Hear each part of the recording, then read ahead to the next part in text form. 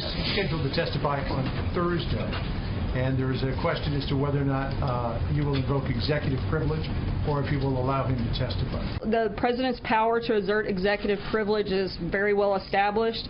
However, in order to facilitate a swift and thorough examination of the facts sought by the Senate Intelligence Committee, President Trump will not assert executive privilege regarding James Comey's scheduled testimony.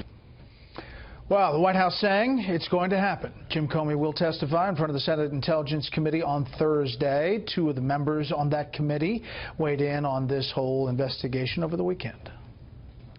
Listen, there is a lot of smoke.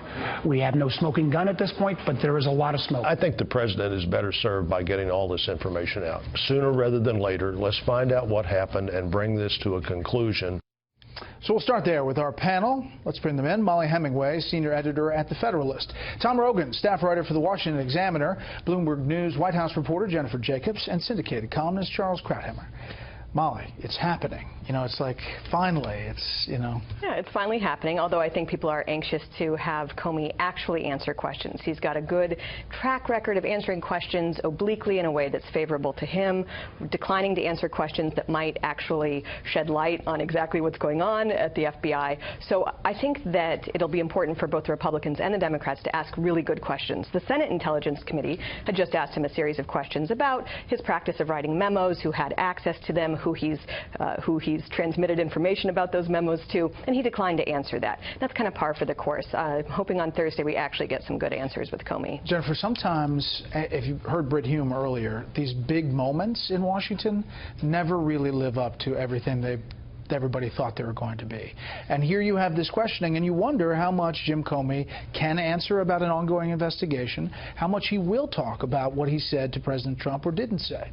It could be a turning point in his presidency. I know the White House is preparing for this. They're also trying to prepare for other things. Part of the reason why Reince Priebus and Steve Bannon flew back early from the foreign trip was to get their house in order to work on their domestic agenda. And they have made this week Infrastructure Week. Next week, they told us, is going to be Workforce Development Week. So they're trying to stay on message. They're trying to keep reporters feeding us talking points about how they're rebuilding and retraining America. So they're doing their best to kind of keep us focused on the topics that they would like to be talking about, but meanwhile they're preparing. Yeah, that's the shiny thing Thursday. Yeah, I think the interesting thing here is that if you look at James Comey, the man, his professional career, up until Russia, of course, was quite quiet, understated, behind the scenes. Since he has left, also, that he has been behind the scenes. He has not craved publicity. So I suspect that will be right, as you suggest, that this might not be as exciting as some people are gearing up for it to be, both on that point of the man's personal character, but also because of the context of an ongoing investigation. There will have to be some answers, whether what he said, didn't say. I mean, all of this leakage about the memos and what he's going to say, there will have to be some substance. Well, there will be, but he has a history of and a talent for navigating what he says, his remarks, his status, his own history, in a way that minimizes its impact. You can interpret everything he did last year as a way for a director of the FBI caught in a unique situation, candidate who's under investigation, a campaign under investigation, a unique situation that put him out in the spotlight as a way to avoid determining the election. I think he failed, but I think that was his motive. Here, there's one question. Did the president obstruct justice? That's what everybody is waiting for. I don't think there's anything of great interest other than that. And his answer, I think, is going to be obvious. He will navigate to a point where he says, well, you know, there might have been some pressure, but it's not obstruction. Why? Because if it were obstruction, then he is indicting himself. Because he had to bring it forward. For not making a statement, for not bringing it out in the open. So he can't say it's obstruction, which is what everybody who wants to see Trump destroyed is waiting to hear. So what we will hear is something navigating in between and saying, well, it wasn't really pressure. He was speaking on behalf of an associate, a friend. It could be interpreted various ways. That's what I think is going to happen, and that's why I think it's going to be a bust. But tune in anyway. We will have full coverage all morning.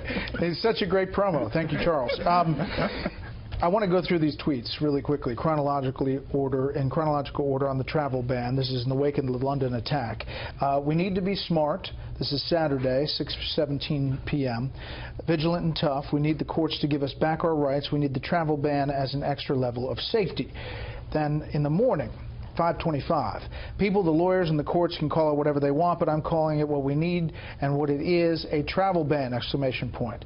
The Justice Department should have stayed with the original travel ban, not the watered-down, politically correct version they submitted to SC, Supreme Court. The Justice Department should ask for an expedited hearing of the watered-down travel ban before the Supreme Court and seek a much tougher version.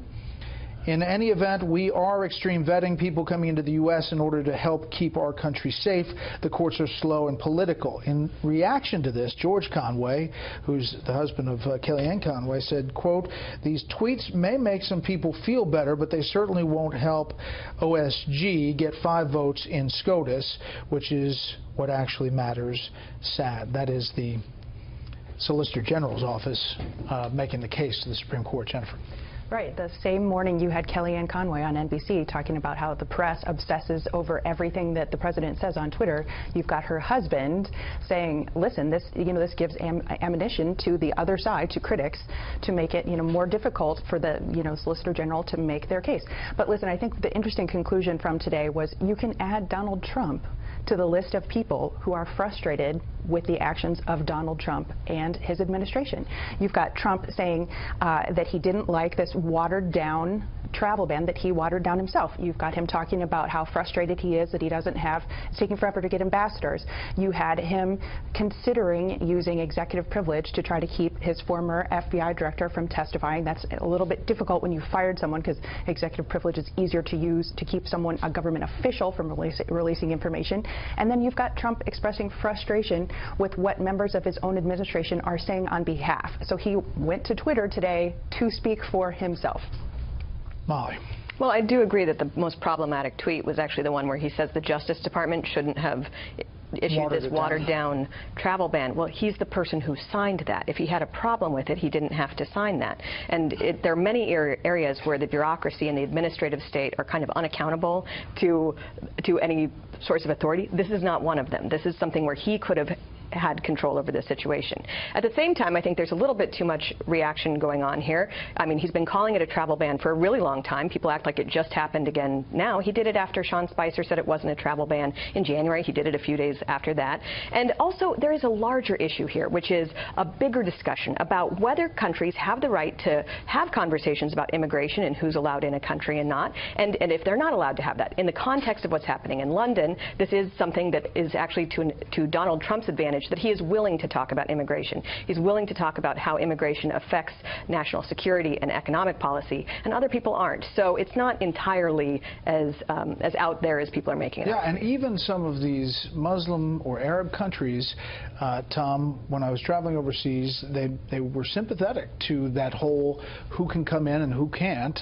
Saudi Arabia has its own issue along its southern border, and so there's the substance of that. This is a process question about whether tweets speak to a White House policy or it's the president on social media. And I think that line, when they start to try to draw that distinction between that the tweets somehow are less important, it doesn't make any sense. It muddies the waters inherently. It hurts the president the most. And ultimately, I think when this does go to the Supreme Court, I do think the president will be successful. But as Molly points out, the idea of the politics, the substance of the executive to be able to protect the American people, firmly, I think President Trump does hold the cards there, because if you look, for example, what happened in London, and you look at the threat reporting of European passport holders trying to use visa waiver to travel to the United States, behind the scenes, which he's getting briefed on, of course, there's a lot of issues. The one tweet among all of these that I think is the most astonishing and has gotten the least amount of coverage is the one where he says we're already doing extreme vetting. Well, the point of the travel ban was to give 90 days during which the administration could redo the vetting procedure and come up with extreme vetting. If, as the president has tweeted today, we already are doing that, then the ban disappears, the rationale evaporates, and what is it all about? It's moot. This undermines the case the administration has before the Supreme Court. more than anything else, and it's sitting out there in broad daylight. And by the way, if you watch the hearings, you must watch it on Fox. It could be a bust, but boy, it's going to be exciting.